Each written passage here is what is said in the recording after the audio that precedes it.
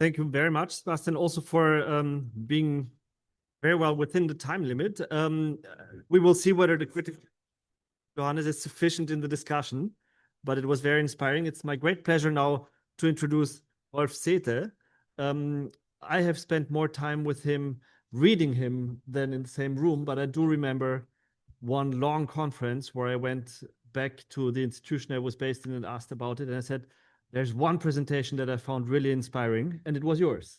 It's a while back, but this implies I'm particularly happy to introduce you. And I will hand over to you. You will also, just as the two other speakers, probably based on your experience in your own CV, cover what you will find particularly interesting in Switzerland. The floor is yours.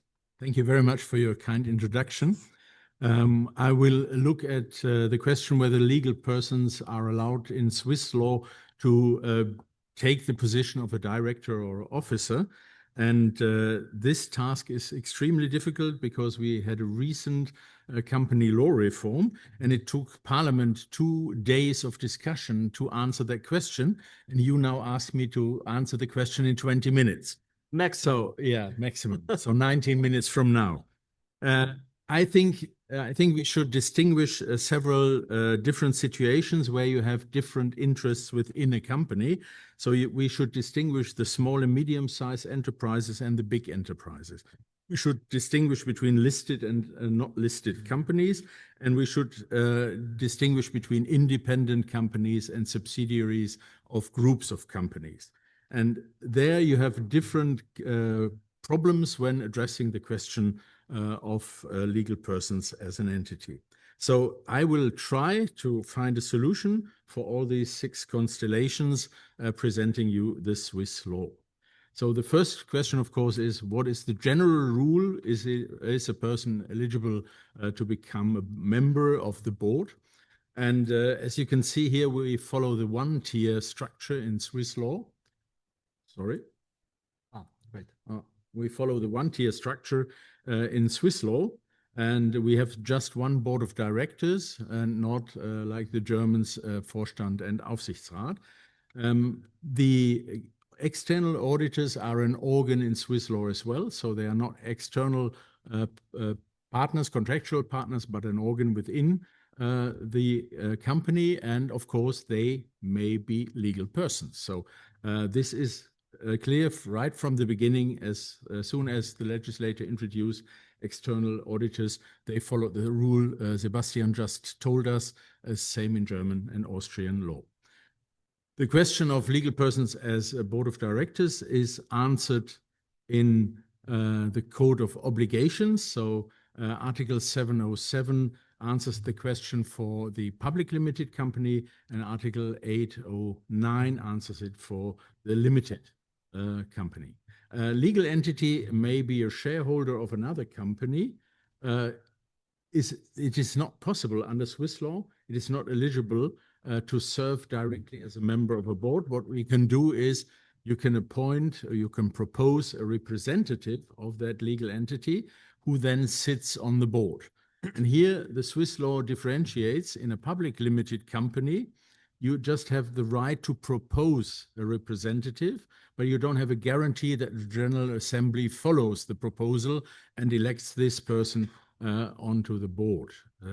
It is different with a limited liability. There you have a right to nominate a person, and this person is then member of the board unless the Articles of Association require a prior consent of the General Assembly. Then you have the similar situation as with a public limited company. And it is clear from the outset, the person you send onto the board is liable to the company he is serving for as a member of the board. So the duty of loyalty applies to the company he serves and not to the company who proposed him. So this is the general rule. And then we have to address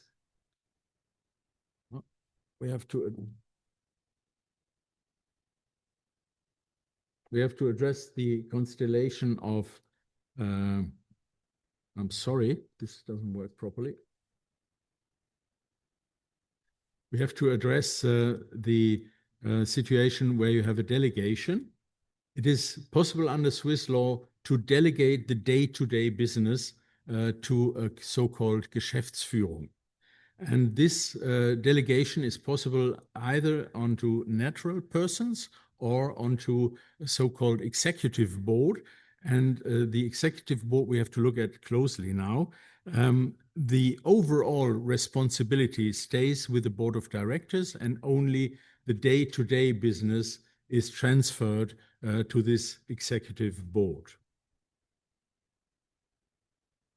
And the Swiss law now differentiates it since 2020, so since we had this recent company law reform.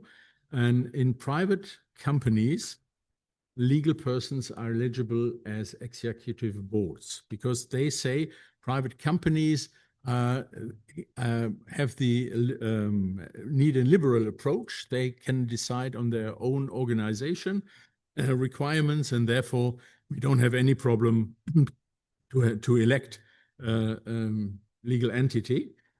Completely different situation with listed companies. There we have a strict prohibition of electing companies, and the rationale behind it is the recent say on pay regime. Because as soon as you elect a legal entity as a member of the board, then the legal entity decides on the remuneration of their board members, and therefore the say on pay regime wouldn't fit anymore. And that was the reason, the rationale behind it, that the Swiss law doesn't allow legal entities to be executive boards with listed companies. A lot of discussion about that, because you could have addressed the situation in a completely different way, just extend the say on pay regime onto the legal entity and say if the legal entity is part of a listed corporation, then they have to apply that system as well. Parliament decided the opposite way. So we have a striking difference between the requirements for membership in the board of directors. There you just have natural persons, and you have the possibility with the executive board to allow legal entities unless it is a listed company. And the justification for this differentiation is that the executive board members act under the supervision and responsibility of the board of directors. So at the end of this kind of responsibility chain, you still have natural persons who have the overall responsibility. That leads us to the question, how is directors and officers liability organized under Swiss law? The first question is, who is liable in case of fault? And Article 754 of the Code of Obligations addresses this question. The first group addressed are the members of the board of directors, so they are addressed directly. And then the wording says all other persons engaged in the business management or liquidation of the company. And this provision is interpreted rather broadly, which means it is not only applicable to persons who have been elected on the board and the election was void. They act as board members, but haven't been elected properly.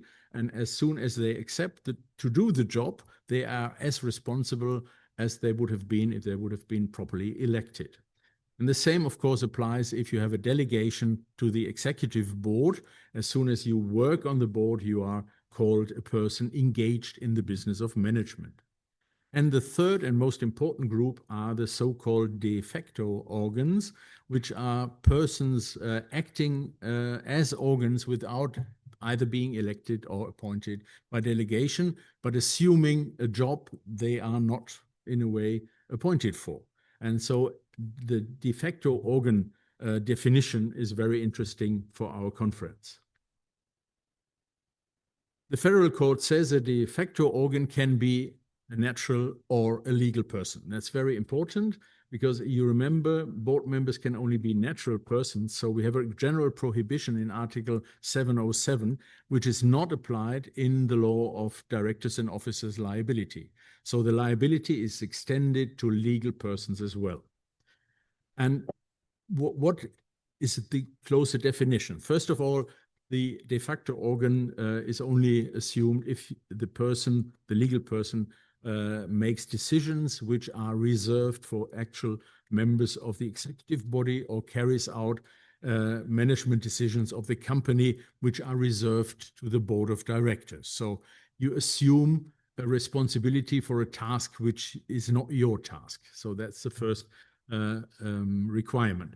And the second requirement is that you had decisive influence on this decision.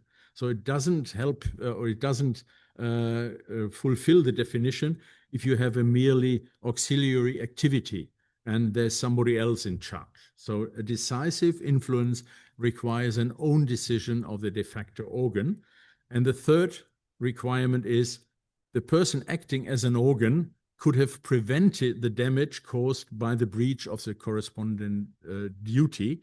And only if those three requirements are fulfilled, there is a liability as a de facto organ.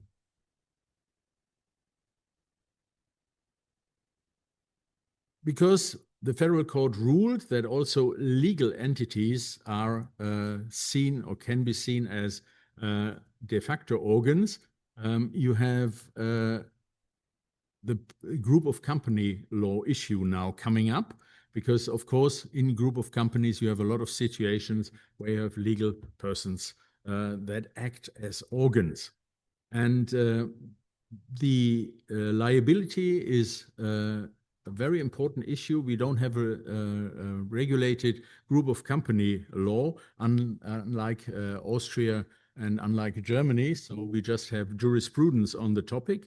And the jurisprudence applies the de facto organ requirement to solve liability problems within group of companies. So this is the door open for liability cases, and therefore the parent company and the organs of the parent company can be regarded as de facto organs of the subsidiary, which is very interesting. So at the end of the day, we have to look at the so-called chain of responsibility. The members of the board of directors, they are liable for violations of corporate duties committed by the members of the executive board, unless they prove that the members of the executive board were carefully selected, carefully instructed, and carefully supervised. So at the end, the natural person is the one being liable. On top of the executive organ, of course, it's a joint liability. And therefore, you always have, at the end of the day, a natural person being responsible. And the reason behind that is that Swiss people say we don't want any kind of delusion of responsibility. And if you have a legal person, this might lead to a delusion of responsibility. So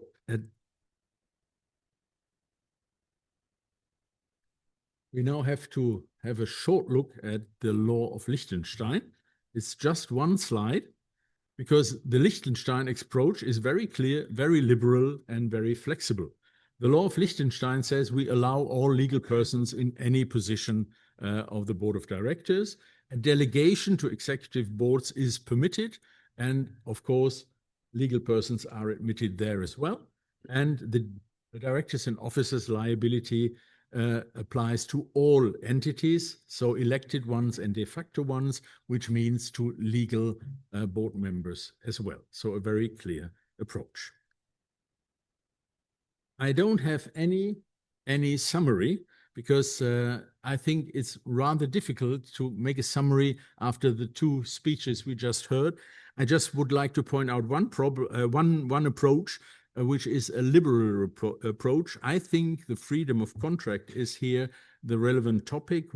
Freedom of contract means a freedom of organization.